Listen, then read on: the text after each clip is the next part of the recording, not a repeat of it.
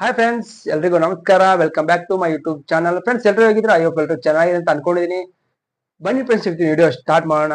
ಅದಕ್ಕಿಂತ first channel ನಮ್ಮ YouTube channel subscribe ಮಾಡದೆ ನೋಡ್ತಾ ಇದ್ದೀರಾ, ಪ್ಲೀಸ್ ಸಬ್ಸ್ಕ್ರೈಬ್ ಮಾಡ್ಕೊಳ್ಳಿ.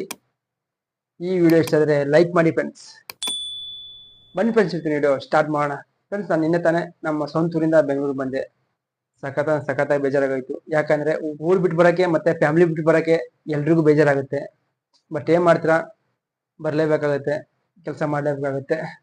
ಓಕೆ ಫ್ರೆಂಡ್ಸ್, ನಾನು ಇನ್ನೂ 2 ದಿನ ನನಗೆ ಡ್ಯೂಟಿ ಇರುತ್ತೆ ಕಂಪ್ನಿಯಲ್ಲಿ. ಡ್ಯೂಟಿ ಮುಗಿಸ್ಕೊಂಡು ನಾನು ಸಂಡೇ ಫ್ರೀ ಆಗ್ತೀನಿ. ಕಾಟೇರಮ್ಮ ದೇವಸ್ಥಾನಕ್ಕೆ ಹೋಗ್ತಾ ಇದ್ದೀನಿ. ನಾನು ನಮ್ಮ ಫ್ರೆಂಡು ಅವರು ಬರ್ತೀನಿ ಅಂತ ಹೇಳಿದ್ದಾರೆ. ಯಾಕಂದ್ರೆ ಈಗ 6 ಮಂತಿಂದ ಸಖತ್ತಾಗಿ ವೈರಲ್ ಆಗ್ತಾ ಇದೆ ದೇವಸ್ಥಾನ. ನೀವು ನೋಡಿರ್ಬೋದು ಸೋಷಿಯಲ್ ಮೀಡಿಯಾದಲ್ಲಿ ಸಖತ್ ವೈರಲ್ ಆಗ್ತಾ ಇದೆ.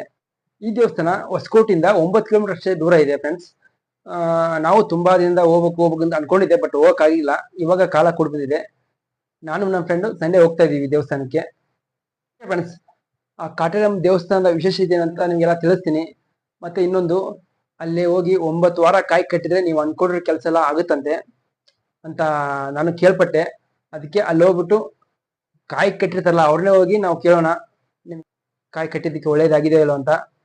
ನೀವು ನಾನು ನಾಳೆ ಸಂಡೇ ಹೋಗಿ ಈ ದೇವಸ್ಥಾನ ಬಗ್ಗೆ ಕಂಪ್ಲೀಟ್ ವಿಡಿಯೋ ಮಾಡ್ತೀನಿ. ನೀವು ಒಂದ್ಸಲ ದೇವಸ್ಥಾನಕ್ಕೆ ಭೇಟಿ ನೀಡಬಹುದು. ಫ್ರೆಂಡ್ಸ್, ಈ ವಿಡಿಯೋ ಇಷ್ಟ ಲೈಕ್ ಮಾಡಿ, ಶೇರ್ ಮಾಡಿ, ನಮ್ಮ ಯೂಟ್ಯೂಬ್ ಚಾನಲ್ನ ಸಬ್ಸ್ಕ್ರೈಬ್ ಮಾಡ್ಕೊಳ್ಳಿ ಫ್ರೆಂಡ್ಸ್. ಬಾಯ್ ಫ್ರೆಂಡ್ಸ್, ಮತ್ತೆ ಸಿಗ್ತೀನಿ.